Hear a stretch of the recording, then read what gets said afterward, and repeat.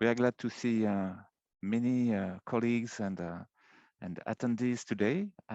Hopefully we can see you in real life soon. This is the first ALSET webinar of year 2022. And today we have Stephen Pan, Dr. Stephen Pan, that will present about his research on pretesting. So Dr. Pan is an assistant professor in the Department of Psychology at NUS. He has joined NUS last year in 2021, coming from the University of California, Los Angeles, where he was a postdoc, and he holds a PhD in experimental psychology from the University of California in San Diego. He's also the director of the Learning Sciences Laboratory at NUS, and he investigates learning and memory process. He focuses especially on learning strategies such as retrieval practice, interleaving, and prequestions that he will tell us more about right now. So, Stephen, please, the floor is yours. Thank you. Okay. Well, thank you for the kind introduction. And as Alex mentioned, from the United States and a recent arrival at NUS, and so far had the opportunity to meet quite a few interesting colleagues and people that have shared interests. And so I'm glad to be at this venue to discuss some of my research, and perhaps some of you will find it interesting and can discuss further. So I'm a cognitive psychologist by training, and so I'm interested in investigating learning and memory processes from the cognitive psychological perspective, but also with an eye towards applying that research to enhance learning and memory in educational contexts. And so some of the sort of broader questions that I am interested in, or that my research is applicable towards, includes things like how to be more effective at learning in science courses, for example, in math, physics, biology, and so on, how to improve language learning, whether that's learning a second language or learning your own native language, also other kinds of tasks, such as becoming more skilled at a motor task, and so on. And most of my research starts in laboratory controlled settings, and then ultimately extends to classroom real-world environments. Now, the approach I take, again, starts in the laboratory, in-person experiments, and actually increasingly online studies. It then expands to classroom studies, experiments with actual students over semester-long periods. And when sufficient data have been collected in these different environments, that informs systematic reviews and meta-analyses, and then in turn, recommendations to modify educational practice to improve it in some way. Now, the focus in my lab is to uncover, investigate what I like to call evidence-based learning strategies, or techniques that can be applied at various stages in the learning process. Some of these techniques may be implemented before learning has occurred. It may affect, for instance, the mindset or the approach one takes to learning new information. Some of these techniques may be implemented during the learning process, which can affect, for instance, the amount of learning that occurs as a function of time, learning rate, or how much is learned. And then after learning has occurred, forgetting comes into play, and skills and information is inevitably lost. And different learning techniques can influence the degree to which information can be retained for longer or shorter periods of time. So depending on the technique, they can be implemented at different stages of the learning process. Now, ideally, a learning technique that truly qualifies as an evidence-based learning technique should, in my view, yield learning that's durable, meaning long-lasting, and to some degree flexible, meaning that it can be applied in a variety of different circumstances. That can be used, for instance, to solve problems, to address in situations that may not be identical to those in which the learning originally took place. So what kind of techniques are these? Well, here are some of the major techniques that I'm investigating, starting with prequestions or pretesting, which I'm going to focus on today, but a host of others. For instance, interlead practice is a way of ordering or scheduling learning where different skills or concepts are alternated amongst when you are learning them. You can engage in generation of your own content. There are so many other techniques that are showing promise. I'm going to focus, though, on only one today, pretesting, which is the newest, my newest line of investigation in my lab, as well as in sort of the field of cognitive psychology applied to learning and education, is a technique that we know really the least about. So what is pretesting and how might pretesting be beneficial for learning? So pretesting, which is also known as prequestions, they're simply test questions or practice questions that are administered in advance of instruction. So for instance, I might ask a student, what is the capital of Australia? And perhaps they are not familiar with the different cities in that country. They might say, oh, maybe it's Sydney. And then I present the answer, which is Canberra. Okay, so this is an example of a pretest question or a pre-question. Now, some of you may have administered pretest questions in your own teaching. If you do administer them, they're commonly used for diagnostic purposes to assess how much students already know in advance of instruction. There usually is very little consideration of the possibility that simply asking those questions to students will affect their learning in some way. A hallmark of pretest questions is that they're commonly answered incorrectly, which may not be surprising given that they're coming in advance of instruction. So students don't actually necessarily know quite a lot about those topics, and they will produce many erroneous responses.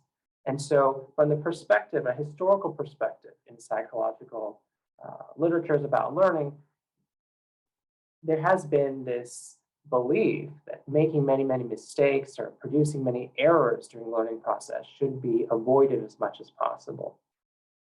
Giving pretest questions really flies in the face of that recommendation because most of the responses that students give to pretest questions will be incorrect. And for that reason, as well as some others, the pedagogical value of pretest is currently controversial. There are a lot of doubters as to whether it really has any benefit other than assessing how much or really how little students may know about a given topic.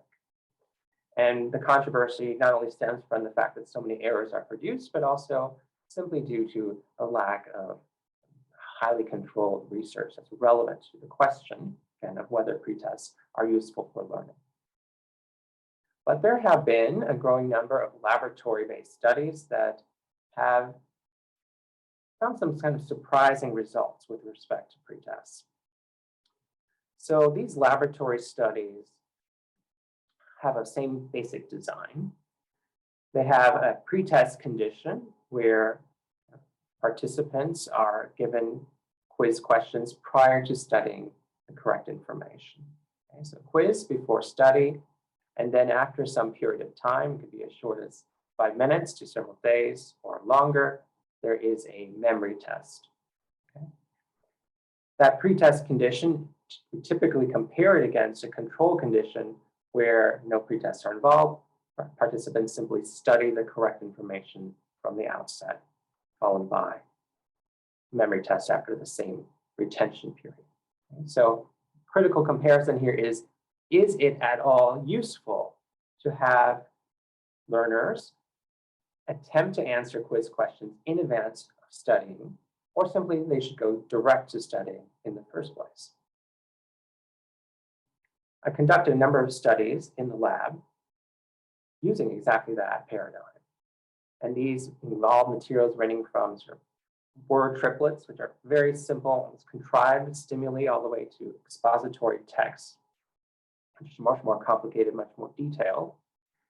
Firstly, with respect to how participants do when they are presented with these pretest questions, unsurprisingly, their accuracy rate is very low, less than 10% of the questions are answered correctly. So pre-existing knowledge, prior knowledge about a given topic in these experiments is very, very low.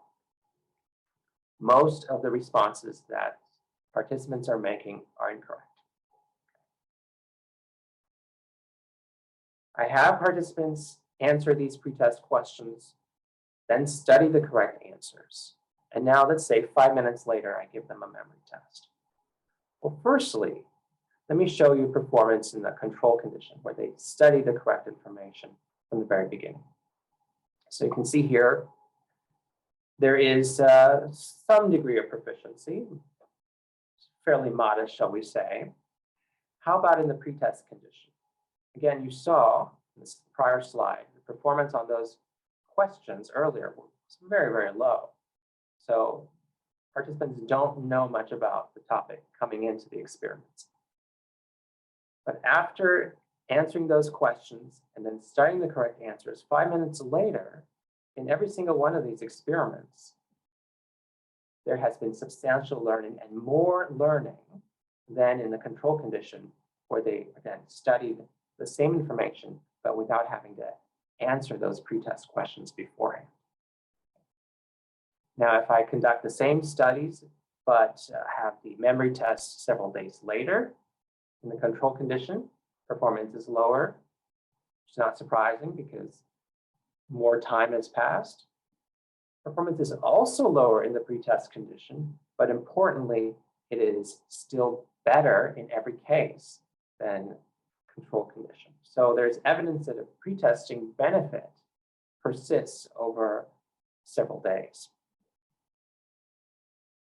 And so what I've just shown you is what's known in the literature as the pretesting effect or the prequestion effect, which is that when you engage in pretesting, it does enhance long-term memory. And it does so for a variety of stimuli, which suggests that pretesting could be a viable pedagogical tool, although clearly further research is needed. Again, almost all the studies that have been conducted to date on pretests have been in laboratory settings or online experiments that are very, very nicely controlled, but often with rather contrived stimuli. And in many of these studies, the retention interval has been relatively short, maybe only a couple of minutes. My studies and some others are among the handful that have sort of investigated pretesting over several days or weeks of time. So as one of the first tests of pretesting with respect to authentic educational environment situations, the application of pretesting, recently I turned to the possibility that pretests could be used to improve learning from a medium that we're all very, very familiar with, especially in this COVID era of instruction, which is online lectures. So in the past 2 years, there has been an acceleration of a trend that we've been observing for the past decade plus, which is the shift in instruction to online environments in terms of course instruction delivered live online, as well as pre-recorded lectures, clips, instruction delivered via websites, etc. So that has been experiencing skyrocketing growth and perhaps will be the dominant form of instruction going forward. It's also the case that with online learning in particular, since many of the times students are engaging in the course material at a time and place of their own choosing, without the benefit of an instructor to keep them on task, a lot of online learning environments are susceptible to lapses in attention and focus. So one common phenomenon that is observed is among learners engaged in online environments, but not just in online environments, but online environments in particular. Students may engage in shifts and attention away from the content that they're supposed to be focused on towards their own thoughts, things that they may be interested in doing later that day, other issues that are weighing on their mind, what we might call mind wandering. Mind wandering has been investigated in the context of online learning as well as lectures delivered live, and so on. And depending on the study, the rate of mind wandering that has been reported ranges anywhere from 30 to well over half of the students in a lecture, in a class, engaging in some sort of mind-wandering attentional lapses, which often in a lecture will increase as the lecture progresses. And this decrease in attention has been associated with reduced learning, perhaps not surprisingly. If students are not focused on the material being presented, they're not going to learn as well. So here's a nice illustration of the loss of attention, loss of engagement in this case, during a lecture delivered remote, where students are watching it as a recorded lecture on their own time.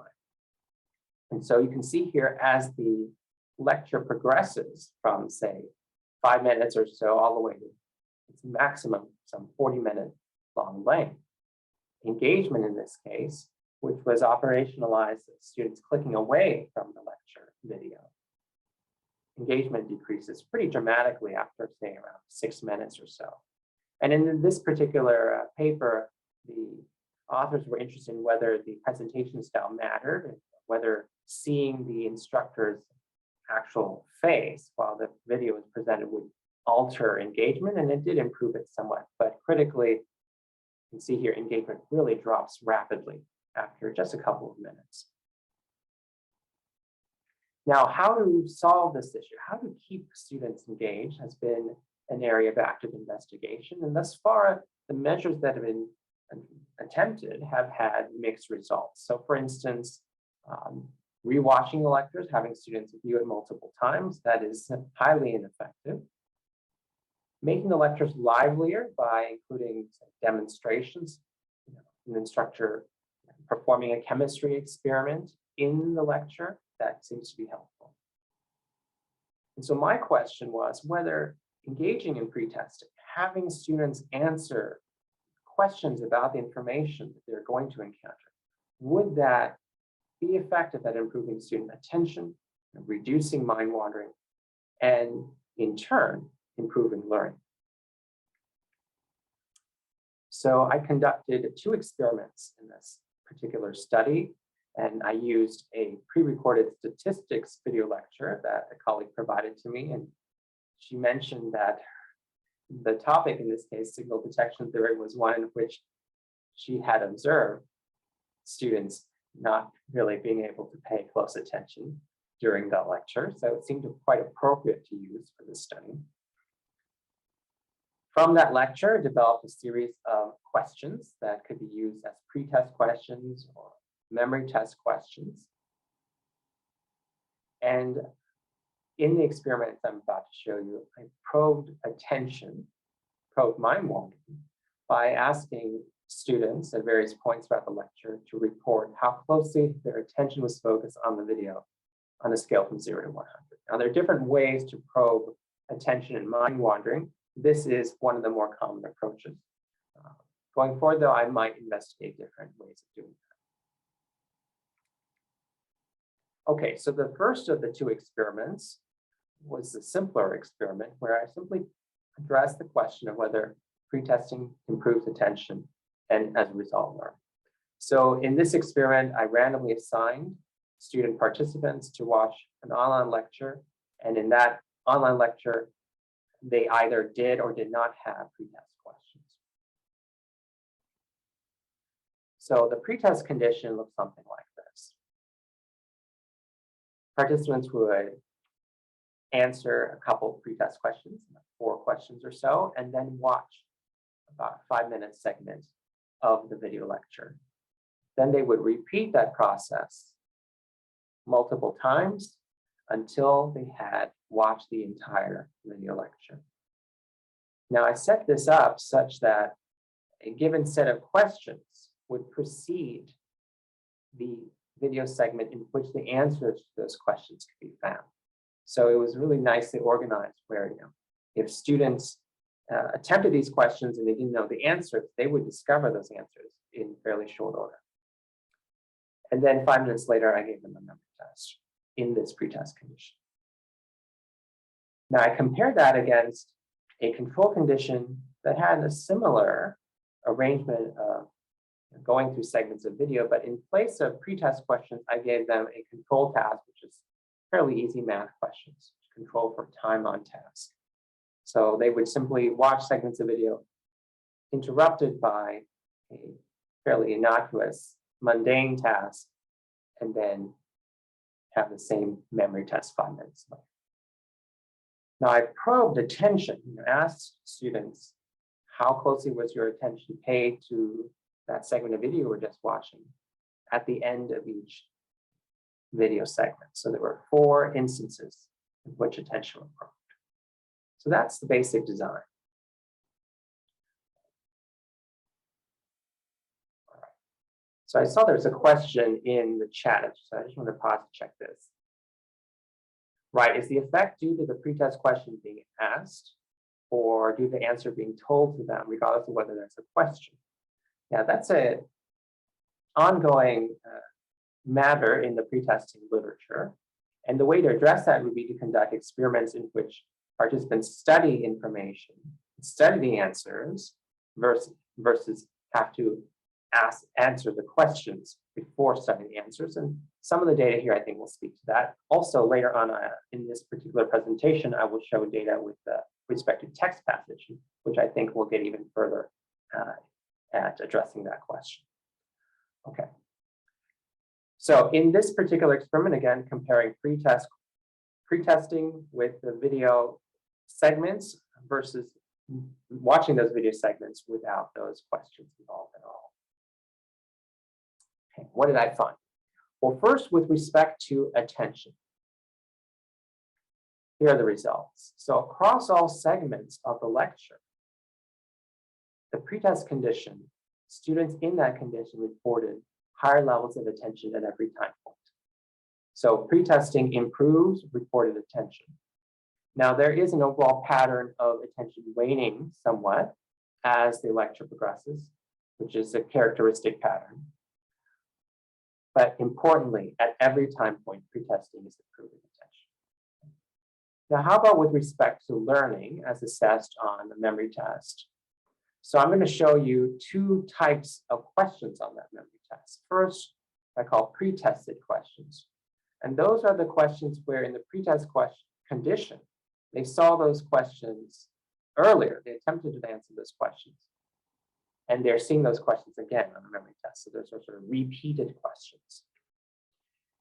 And here we can see that in the pretested questions on the memory test, performance is better than in the control condition. So there is evidence of a pretesting effect here. Now, how about for new questions, in the questions that no student, whether in the pretest condition or the control condition, had seen before? In this case, there was a numerically slight but not significant advantage for the pretest condition. So this particular pattern result suggests that pretesting does enhance attention, it does improve learning, but the learning benefit is highly specific to the content that was directly questioned. Now, there was a positive relationship, positive correlation between performance on the memory test and reported attention in both conditions. So the attention probes were getting at levels of attention that were indeed relevant to the learning that was occurring. So regardless of whether students were answering pretest questions or not, the more attention that they reported paying to the course materials or the lecture material, the better they actually tend to learn. Now, I also conducted what's known as a mediation analysis, and I'm not going to go into all the details of that here, but to summarize, a series of regression analyses to determine whether the effect of one variable, in this case pretesting, on another, in this case memory test performance, is through another variable, in this case attention.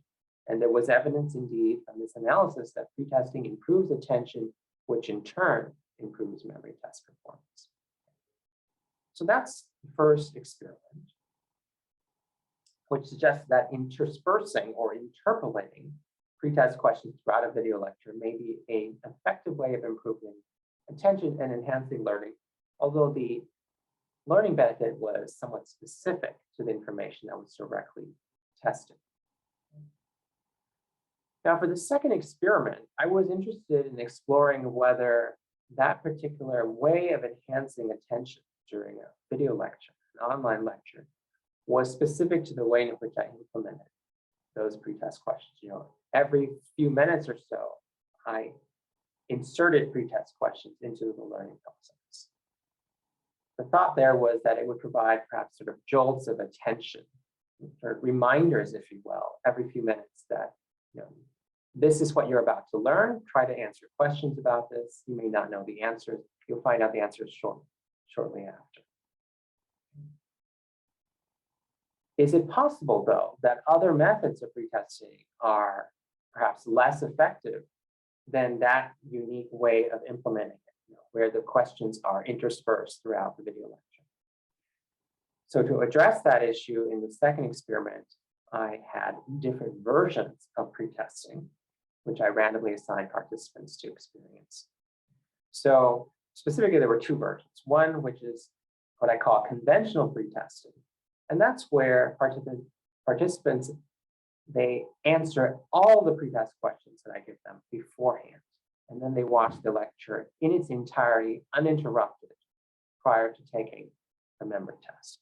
I call this a conventional pretest condition because it resembles the way pretesting is implemented in a variety of laboratory experiments. Participants simply answer all the questions beforehand and watch the 30-minute lecture in its entirety. And I compare this against an interpolated condition, which is identical to the condition that I conducted in the first experiment, as well as a control condition, which is also the same as that in the first experiment.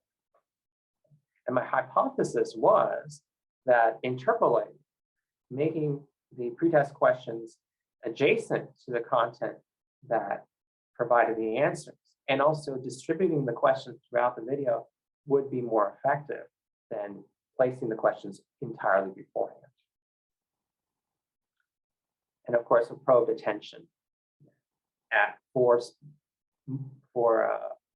moments, for locations throughout the video lecture in each of these conditions.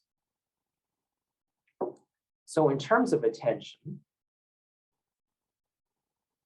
surprisingly, I found that both pretest conditions were better than control and not significantly different from each other. And actually, numerically, the conventional pretest condition was slightly higher. But again, this is a similar pattern as the first experiment where pretesting is improving attention. How about in terms of learning? In the pretested condition, both for the pretested questions on the memory test, both pretest conditions are doing better than control. So there is, again, a replication of that learning benefit. But in this case, it was not specific. With respect to new questions, both pretest conditions were, again, better than control. And again, I mean, there was a benefit for the pretested questions on this memory test, as well as new questions. So I can say that in this experiment, pretesting enhanced learning for the entire video lecture to the degree that it was assessed on this memory test. It wasn't specific to the material that was directly questioned. And my hypothesis that interpolating pretest questions throughout the video lecture would be better than placing all those pretest questions beforehand, that was not clearly borne out by these results. As with the first experiment, there was a relationship between attention and test performance, and a mediation analysis again found evidence that pretesting enhances attention, which in turn leads to improved memory test performance. So the conclusion from this initial study is that, yes, adding pretests to video lectures can improve concentration, improve attention, which in turn improves learning.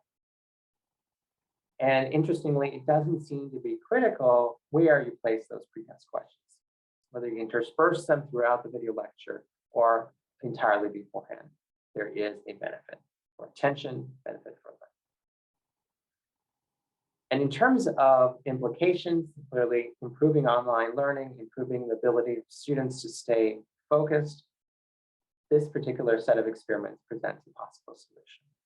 It also perhaps provides some sort of further insights into what might be a cognitive mechanism at play or mechanisms at play in the pretesting effect. Could it be that students are more curious, they have more motivation to learn, to discover the answers to the questions that they typically were unable to answer correctly? Does it serve sort of as a metacognitive reality check as well?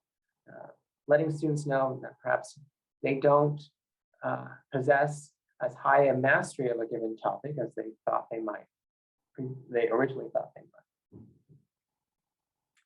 And perhaps it forms some sort of scaffolding that can assist them as they are engaged in subsequent study activities.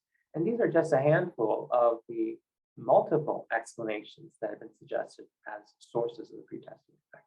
But clearly in these experiments, there is support, at least some support for an intentional mechanism, right? Pretesting, enhancing attention, which in turn enhances learning.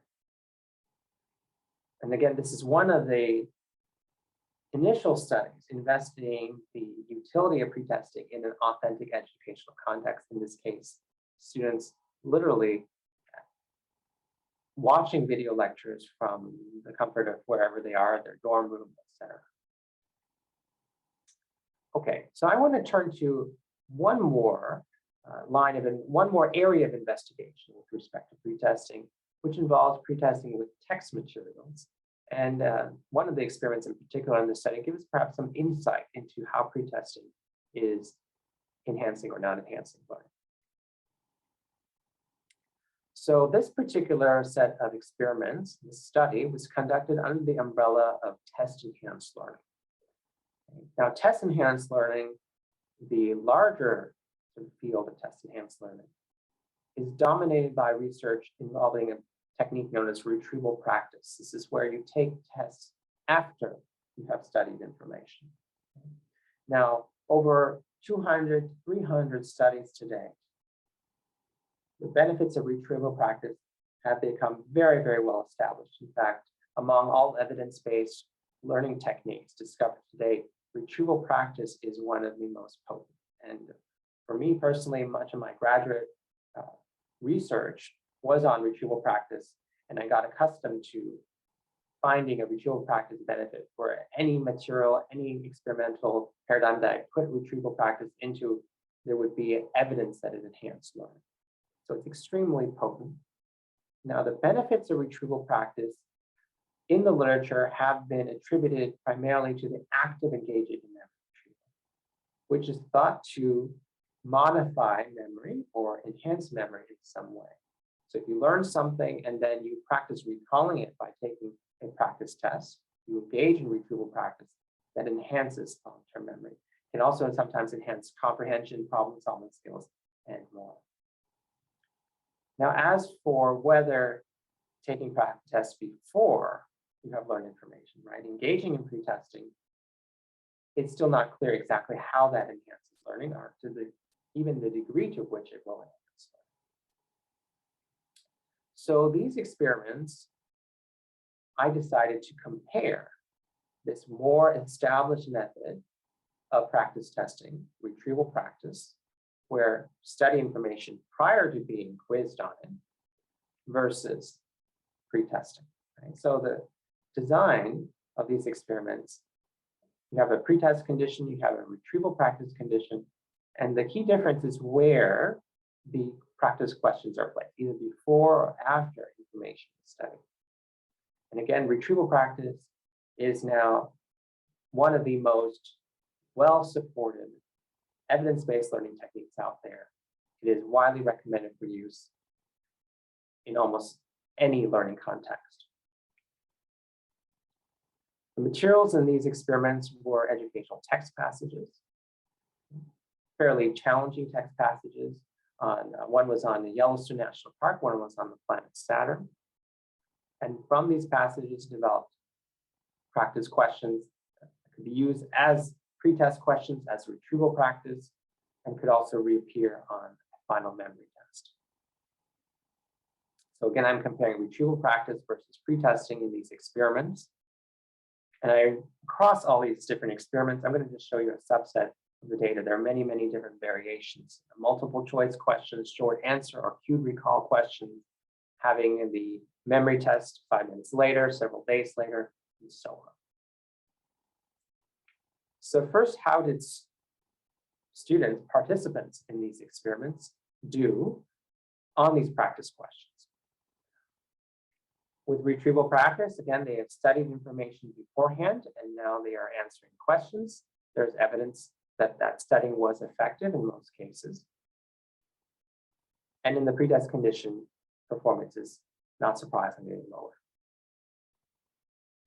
All right, so on the practice test, we have data here showing levels of performance as indicating sort of levels of knowledge either before or after studying information. Now, how about on a memory test? In experiments 1 through 3, the memory test was only a couple minutes later. In experiment 4, it was several days later. So you see a drop off in performance in experiment 4. And here I'm showing you data from the experiments where the condition of practice test conditions, they had multiple choice questions, that's the chart on the left, or they had short answer questions, chart on the right. Retrieval practice on the memory test, performance is as shown here. And then in the pretest condition, remarkably, and these are tested questions, questions that appeared on practice test and now are reappearing on a memory test. In every comparison here, the pretest condition outperformed the retrieval practice condition. And the gulf was particularly large in experiment 4, where the memory test occurred several days later. So this is a potent and enduring advantage for retrieval practice against a much better established learning technique. Now, in terms of new questions, and questions that none of the participants had seen before until they encountered them on the final memory test, performance in the retrieval practice condition, and then in the pretesting condition, there is a modest advantage of pretesting in some of these experiments, but not all. And so with these first 4 experiments, there's a rather surprising conclusion that one would not predict based on the existing literature, which is that pretesting can yield learning that is as good or even better than that from retrieval practice. In terms of directly tested information that reappears on the memory test across all experiments, the advantage was in effect size terms, Cohen's d of 0.3, which was statistically significant. And across all the different experiments for new questions, it was smaller, but also statistically significant. So there is a significant learning advantage, perhaps somewhat modest, but it is surprising that pretesting is very competitive in this set of experiments, actually better than retrieval practice. And this was evident across all these different variations in experimental design. So why might that be the case? So I ran a 5th experiment in this study, which was inspired by the hypothesis that pretesting changes how students, how participants engage in a subsequent learning activity. Okay? One attempts to answer these questions usually answers them incorrectly and then has the opportunity to study the correct answers. Perhaps engaging in that sequence of events causes qualitative change in how study is performed. Okay? In other words, study or reading opportunity is more potent after a practice test. Now, with retrieval practice, clearly the studying happened beforehand, so there is no way for that practice test to influence study behavior, because the practice test is occurring at the end of that sequence. If the hypothesis is correct, then having any study opportunity after a practice test should enhance learning. And so in experiment 5, I had participants read text passage twice. And as I go through the 3 conditions, it'll become more clear why I did that. So the retrieval practice condition was identical to that of the prior experiments, except they read the passage one time and then again a second time before having a practice quiz and a memory test. The pretest condition, they had that initial practice quiz. They read the passage once and they read it again, and then the memory test is afterwards. And then I added this third condition, which I call the read, test, read condition. They read the passage once, they have the quiz, and then they read the passage a second time after having taken the quiz. So here the quiz is sandwiched in between two reading opportunities. And so the quiz arguably functions as retrieval practice for the first reading and a pretest for the second reading, followed by, of course, in this condition, the same memory test as in the other two conditions. So the hypothesis, again, is that if you take a practice quiz or test, that can change how learning occurs in a subsequent study opportunity. If that is the case, then the retest read condition should be more competitive with pretesting than retrieval practice. So here's the results. With respect to the practice tests, practice quizzes, unsurprisingly, the retrieval practice and retest read conditions are doing better than pretesting because they've had that at least one prior exposure to the text passage. Now, how about on the final test? With respect to tested questions, you can see here that the hypothesis was supported. The retest read condition is as good, in fact, numerically slightly better than the pretest condition. And both pretest and retest read are better than retrieval practice. And that also extended to new questions.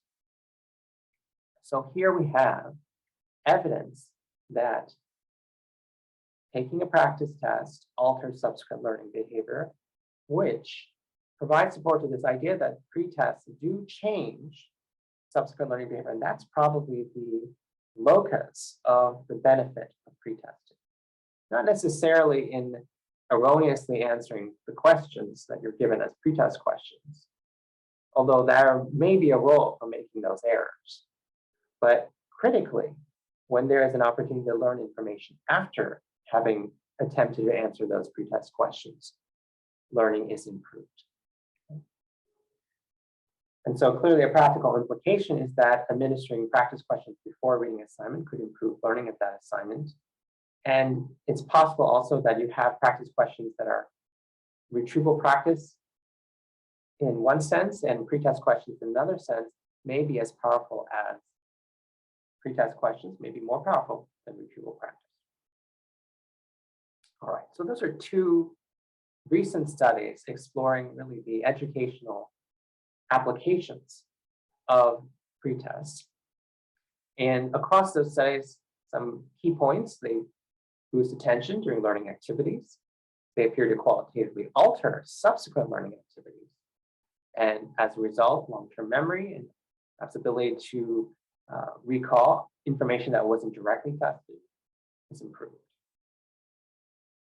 And from a practical standpoint, I do think it is still early to recommend use of pretests on a wide scale, but thus far across all the studies that have been conducted, there doesn't seem to be any major downside to implementing pretests.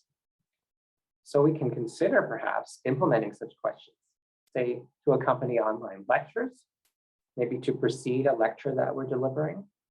Also in textbook design, we can consider the review questions that are commonly found at the end of textbook chapters, perhaps having students encounter them earlier, maybe before they engage with the reading, could be beneficial. And in terms of future directions, well, there's clearly a lot more to be done. So going back to the approach that I take in my lab, right now we're still at the laboratory online stage. I'm really eager to expand into classroom investigations of pretesting and ultimately go beyond that. And then, of course, we turn back to the big picture, right? Pretesting looks to be an evidence-based learning strategy that could be on the order of some of these other techniques, which I'm happy to discuss if you're interested. But thus far, much more work remains to be done. I would say, though, at this point, it's quite promising. And so in the next couple of years, we stand to learn even more about the degree to which pretesting truly is a sort of proven technique, what some may call a desirable difficulty, a technique that is challenging to use, results in more errors and mistakes during the initial learning process, but can be ultimately better for learning in the long term. And so stay tuned. Thank you. Thank you very much, Dr. Pan. It's very fascinating to hear about these simple experiments that have actually some great implications for learning. And we have already one question in the chat panel. Please feel free to add some more or to raise your hand and ask it. So one from Ivan. Right, yes. So when pretested, do students get immediate feedback on their performance, or they go into learning without getting an answer? Great question, and it varies across studies. Now, on the initial laboratory experiments, the students got feedback immediately, literally right after they input their answers in these computer-based experiments, the correct answer will be presented. And these were typically experiments with word lists, word pairs, very, very simple, laboratory-friendly stimuli. In the experiments that I showed you here, there is, in fact, no immediate feedback of any kind. It's really the students having to go in to watch the video lecture or read a text passage in many of these experiments in order to discover the correct answers. Now, I should qualify that somewhat, that in the text passage experiments, there were some conditions where I did provide immediate feedback, but it did not seem to be critical to have that feedback right away. And there was initially some controversy in some of the early laboratory experiments that perhaps immediate feedback would be necessary, but with educationally relevant materials, for example, again, video lectures, text passages, and so on, you can have learners encounter the correct answers in, again, a text passage, those kinds of materials, minutes later, perhaps later in the day, possibly even sometime later that week, although the evidence there is lacking. And there still is a pretesting benefit.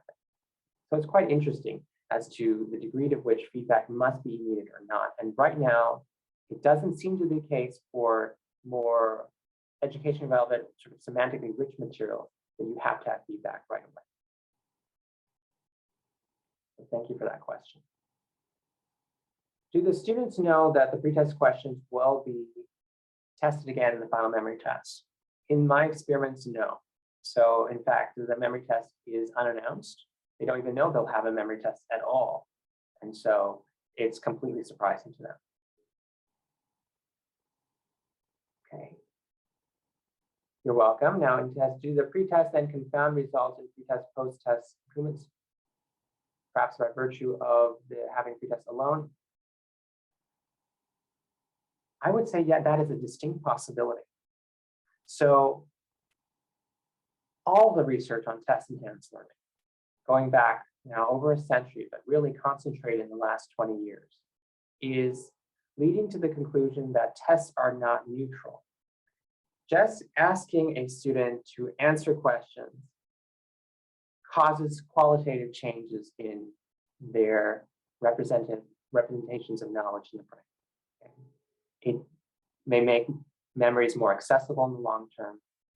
And that evidence was primarily derived from retrieval practice studies. But now it seems that giving students pretest questions, they'll probably have some memory for the experience of attempting to answer those questions and possibly not being able to answer them correctly. They might have memory for the question itself and the content that was conveyed in that question.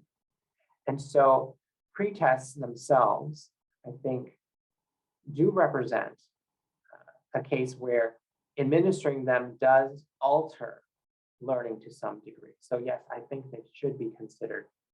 And they might even confound studies that have pretest post-test designs. Hi, Dr. Pan. Yes. My name is Hannah. I'm Hi. with the Chronobiology and Sleep Lab. Thank you so much for your talk. It was really great, very easy to follow. In fact, I really enjoyed the design of Experiment 5. I thought it was a really neat way to sort of like juxtapose the different study questions. So I do have a few comments. I think, first of all, most interestingly, so I do have a bit of a background in metacognition. So it was very interesting to see that the reported attention actually does seem to track the actual deployment of attention, which shows that, maybe this could be something that we'd be looking into in future. But I guess my two main questions are ultimately, was there surveys done, just sort of like a manipulation check almost to participants, and basically asking them if they sort of knew what to streamline their attention to after the pretest? So that's my first question. And that really pertains to experiments 2, 3, and 4. And I think more broadly also, I was wondering, when you present them the stimuli, rather like the testing material, love signal detection theory, very sad to hear that it's considered slightly boring to students. But I was wondering if participants were allowed to sort of toggle between the parts of the video, especially for parts where they weren't very sure, or, parts they wanted to really go over again. So those are my two main questions. Sorry if it was a bit of a spitfire, but just very excited in this research. Thank you so much. Well, thank you for your questions, and they're fantastic ones. And in a nutshell, there is a need for further research to address some of these issues. And in fact, the idea of asking students, surveying students as to their behaviors in terms of how they approach subsequent learning activities, do they focus on specific parts of a text passage or others, that has yet to be done. But that is something that I'm actually strongly considering, in part because the probes that were used, for instance, in the mind wandering study, were simply attention 0 to 100. One could, instead of doing that, ask them questions of what aspects of the lecture are you focused on?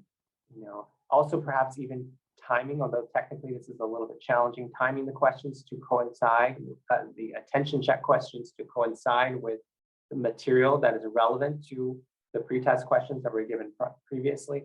There are lots of these possibilities that need to be addressed, because right now, that initial study, actually both of these studies I presented were sort of first stab attempts at exploring these issues. And in each case, I had no strong intuition that pretesting would be effective at all. And so, and now that it has been established that in both cases, for text and video, there were powerful pretesting advantages. So the ground is laid to go back and investigate more deeply what is actually happening, and more critically, what is occurring during those subsequent learning activities. So that's sort of the first, addressing your first major question. And then can you remind me, if you followed up with Yes. So I think I asked if participants were allowed to click to certain points, in the video. Yes. So that's another great issue that could be addressed. And in this particular case, those two experiments, we actually had the video controls disabled because we didn't want to have a confound of students going back and forth, and that would change the amount of time they spent on a given video segment. But realistically, in a lot of online learning circumstances, they are indeed allowed to do that. Actually, I think perhaps the most popular feature is to speed up the lecture to twice the speed, which there's some evidence can actually reduce learning. But yes, that's another possibility. And one possible consequence of not allowing the user control of going back and forth could be that attention is actually reduced because they're more passively engaging the material with less control. But those are great possibilities, and your thinking is along the lines of some of the issues that in my lab we are considering, and we are eager to follow up on. So thank you. Thank you.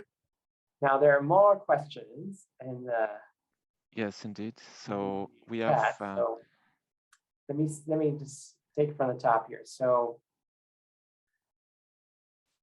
does it's intuitively then pretesting would support learning by doing, in that students being exposed to testing? I think that there is something to be said about certainly relative to a control condition that doesn't experience pretest questions at all, that the act of engaging in pretesting does indeed prepare students for the need to answer questions later on, and certainly does give them a little bit of practice in that kind of activity, which could be a form of learning by doing, or what in cognitive psychology we might call transfer appropriate processing, where you're engaging in the operations, mental operations that you will need to engage in later on. So to some extent, yes, I think pretesting would support that kind of learning by doing. There's also a question about whether the level of questions matter, such as recall knowledge versus applied synthesis questions. Yes, this is a very interesting point. And certainly the questions that I used in these experiments in this particular presentation were fairly, so we say mid-level to low level, just retrieve concepts, retrieve memory items, or attempt to retrieve memory items and then learn the answers later.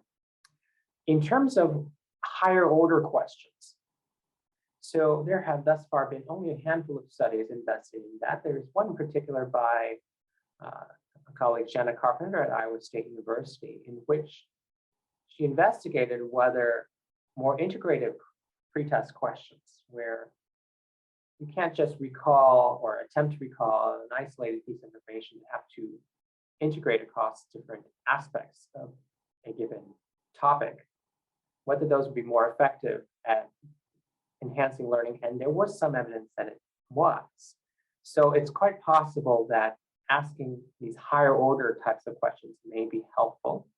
Alternatively, there was another study out of Colorado State University where they asked higher order questions as pretest questions that were so difficult that students not only were not able to answer them correctly, but it was also incredibly difficult to discover the answers in the text passages that followed. And those kinds of questions didn't seem to be quite helpful at all. So it could be that there's need to sort of find a sweet spot in difficulty, certainly perhaps ask higher order questions, but of a degree that students are still able to meaningfully answer or able to discover the answers afterwards. And so yes, in terms of this follow-up question about the quality of the pretest questions and the criteria for effective pretest questions, well, I think the advice I would give depends on the objective that the instructor has. What kind of learning are they trying to promote? If it's, for instance, some sort of science course where the objective is to learn some sort of taxonomy or different categories, and so the goal is to, in a sense, memorize large quantities of details, then perhaps focusing on those in terms of the pretest questions would be ideal. Now, if the goal instead was to understand and process or concept, be able to relate information to prior learning, then pretest on those and focus on those rather than focus on miscellaneous details. So it really would depend on the outcome. I think all other things being equal. There is, though, this possibility, as alluded to in the prior question, that certain types of pretest questions may be more effective than others. And in that case, we might want to recommend in the future maybe higher order questions versus lower order questions. But the jury is still out on that. Thank you for all your questions. So another question here, in terms of other explanations, familiarizing the learner with concepts, triggering the learner's focus with specific points. Yes, and indeed, one possible explanation is triggering learner focus. So another study out of my colleague's lab at Iowa State involved whether the pretesting benefit is specific to learners' ability to remember the pretest questions themselves. So she had a really lovely series of experiments, also with text passages, I think, or it could be video, but in any case, having students write on a piece of paper as they are engaged in a subsequent study activity, whether they have uncovered the answer to a question that they were asked previously. And there was evidence that the pretesting effect only occurred when participants remembered the question and, of course, discovered the answer to that question in the subsequent study opportunity. And so it could be that the pretests serve as a signal indeed a signaling device to indicate to learners, okay, I need to find answers to this specific issue or that specific issue. And so maybe overall reading behavior isn't altered per se, but it is perhaps targeted such that they're paying more attention when specific information and they come across that specific information. So that is one possibility. Now, at a more cognitive level, theoretical level, there's some thought that the experience of making an error can trigger some sort of error correction process that perhaps lingers through discovery of the correct answer, and that in itself is a way of enhancing learning. Also, that the making of an error serves as some sort of stepping stone, if you will, or semantic mediator between the question, the incorrect answer, and then the correct answer that may serve as sort of an additional route in memory that helps learning. So there are a variety of different possibilities, all of which are still under active investigation. In terms of age of participants, older, younger, etc., great question. So these particular experiments were all with undergraduate student participants, which is sort of the common participant demographic for many of these kinds of studies. There have been a handful of studies conducted with young children, and pretesting effects have sometimes been observed there as well.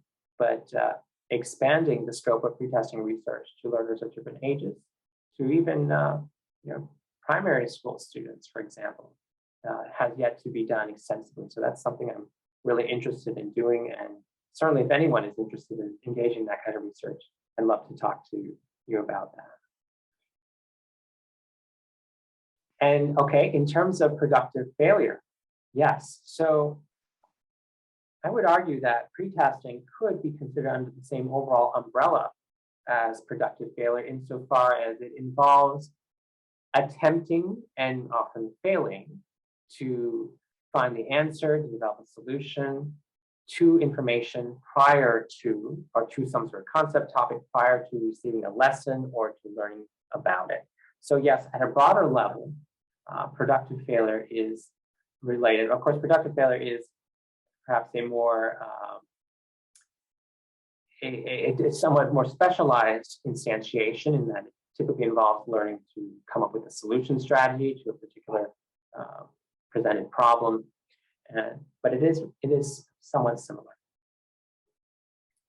All right, and thank you to all of you for your kind comments. If there are any other questions, I'm happy to address them. Well, I think indeed that we have reached the end of our seminar today. Thank you very much for taking all these questions, and once again for this very interesting presentation.